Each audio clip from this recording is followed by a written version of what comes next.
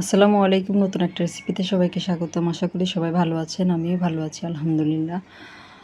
ইফতার special অথবা Eid special দুইটাই বলতে পারেন আজকের রেসিপিটা। আজকে তৈরি করে দেখাবো শাহি পরোটার একটা রেসিপি। আর এখানে আমি আধা ঘন্টা আগে একটা ডিম ফ্রিজ থেকে বের করে রেখেছি। ডিমটা আমি একটা কাপের মধ্যে ভেঙে নিলাম আর একটা ডিমের সাথে হাফ কাপ পরিমাণ পানি দিয়ে দিলাম। দিয়ে এটা আমি একটা কাঁটা চামচ দিয়ে খুব ভালো মতো ডিমটাকে ফেটিয়ে পানির সাথে মিশিয়ে নিব। এই যে মিশিয়ে নিলাম, হয়ে গিয়েছে। এটা আমার পরবর্তীতে কাজে লাগবে। এটা আমি একটা পাশে রেখে দেব। আর নিয়ে নিলাম একটা মিক্সিং বোল। এর মধ্যে আমি এই কাপে 2 কাপ পরিমাণ আটা নিয়ে নিয়েছি। আমি আজকের এই পরোটাটা আটা দিয়ে তৈরি করব। আপনারা চাইলে এখানে ময়দাও ব্যবহার করতে পারেন, তাতেও ভালো হবে। এর সাথে আমি স্বাদ অনুযায়ী লবণ দিয়ে দিলাম প্রথমে। তারপর দিয়ে দিব গুঁড়ো দুধ। 3-4 চামচ পরিমাণ গুঁড়ো দুধ আমি এখানে দিয়েছি।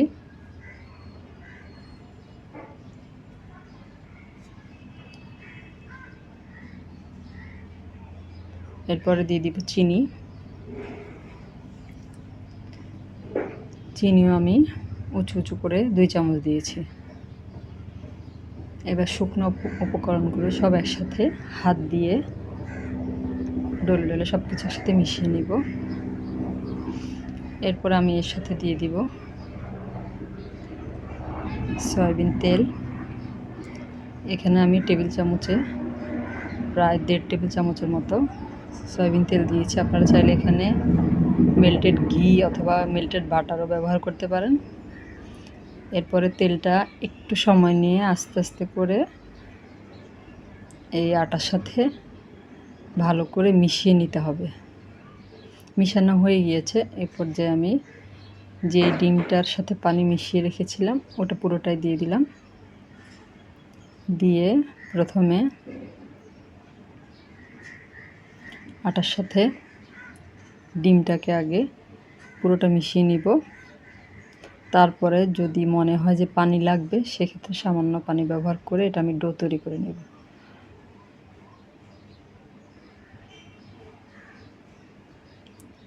আমার কাছে মনে হচ্ছে যে খুব সামান্য একটু পানি লাগবে। এই যে বাটিতে ডিম গুলে রেখেছিলাম ওই বাটিতে সামান্য একটু পানি দিয়ে আমি এটা একটা ডো তৈরি করে নিব। আর এই ডোটা কিন্তু একেবারে নরম হবে না, আবার একেবারে শক্ত হবে না, এর মাঝামাঝি পর্যায়ে হবে। হয়ে গিয়েছে, পানি আর লাগবে না। এই পর্যায়ে আমি এটা ডোটা তৈরি করে নিয়েছি। আর হাত দিয়ে খুব ভালো মতো একটু ময়ান দিয়ে নিতে হবে। এই যে, আর এটা আমি ঢাকনা দিয়ে ঢেকে আধা ঘন্টার জন্য রেস্টে রাখবো। চাইলে 15 মিনিট রাখলেও হবে। আধা ঘন্টা পর আমি ফিরে আসলাম। এটা কিন্তু আরও নরম হয়ে গিয়েছে খুব সুন্দরভাবে। আর এখানে 2 কাপ আটা দিয়ে আমি প্রায় 60টার মতো পরোটা তৈরি করতে পারবো। আর এগুলো কিন্তু একেবারে বেশি বড় সাইজের তৈরি করবেন না, আবার একেবারে ছোটও তৈরি করবেন না, এরকম করে নেবেন আর কি।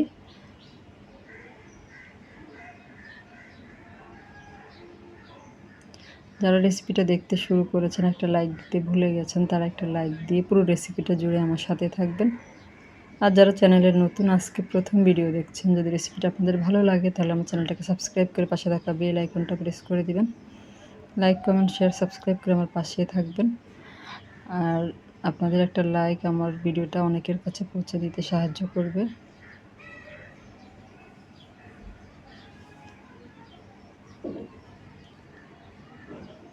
একটা ডো আমি নিয়ে নিলাম। একটু আটা দিয়ে আমি এটা প্রথমে একটু গোল রুটি তৈরি করে নিব।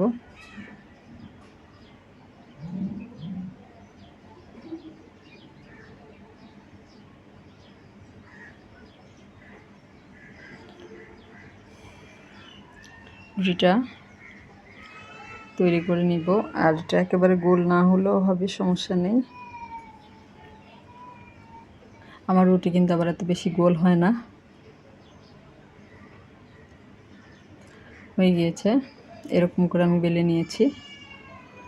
এর মধ্যে আমি একটু সয়াবিন তেল দিয়ে দিব, এই 1.5 চা চামচের মতো হবে দিয়েছি।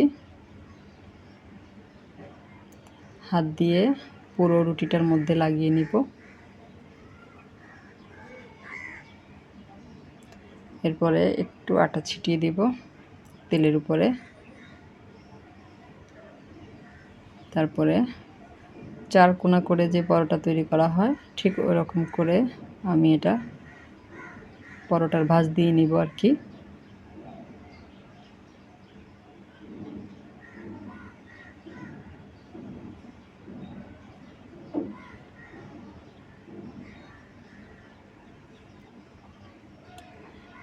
এরপরে আমি এটা বেলে নিব। আর এটা কিন্তু অনেক বড় করে বেলা যাবে না, আমি বেলে দেখাচ্ছি আপনাদেরকে এটা কেমন হবে।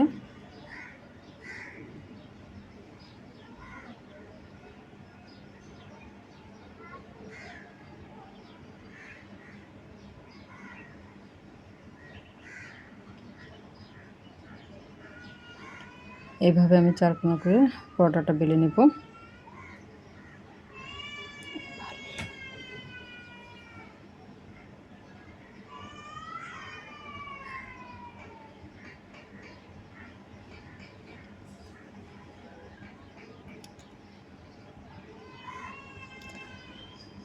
হয়ে গিয়েছে, এর থেকে বড় করার দরকার নেই। এবার আমি একটা চাকু দিয়ে মাছ বরাবর এরকম কোনাকুনি করে কেটে নিব।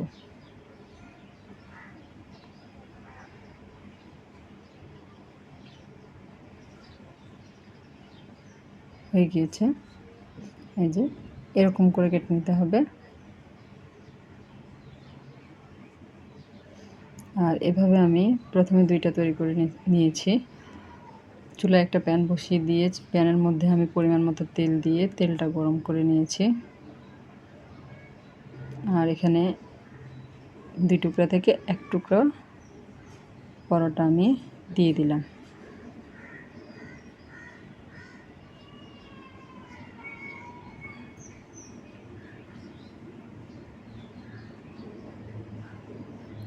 এটা কিন্তু একটু পরে ফুলে উঠবে।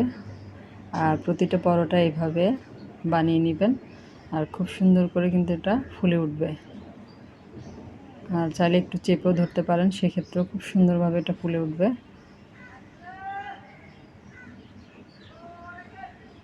একটা পাশ হয়ে গেলে আরেকটা পাশ উল্টিয়ে দিব, আর গোল্ডেন ব্রাউন কালার করে এটা আমি ভেজে নিব।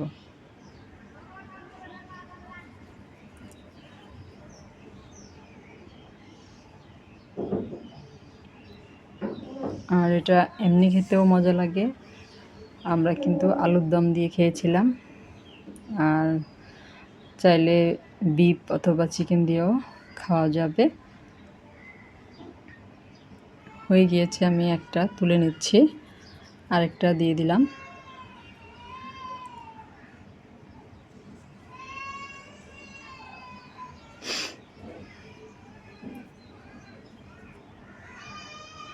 আর এটা কিন্তু মচমচে থাকে অনেকক্ষণ পর্যন্ত, খেতে খুবই ভালো লাগে।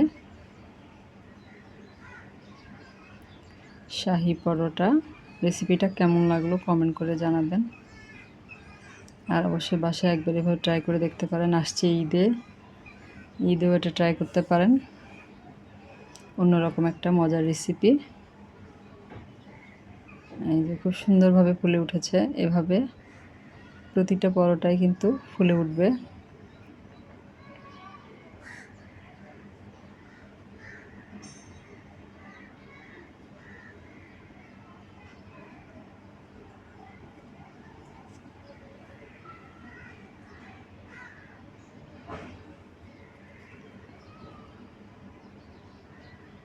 তুলে নিলাম।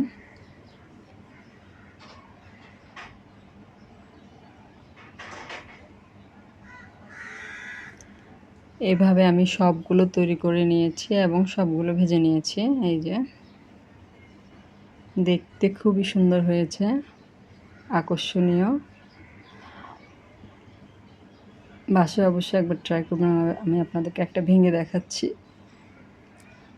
উপরটা খুবই ক্রাঞ্চি আর ভিতরটা একদম লেয়ার, প্রতিটা লেয়ার বোঝা যাচ্ছে। খুবই মজার একটা রেসিপি, অবশ্যই বাসায় ট্রাই করবেন। সবাই অনেক বেশি ভালো থাকবেন। আল্লাহ হাফেজ।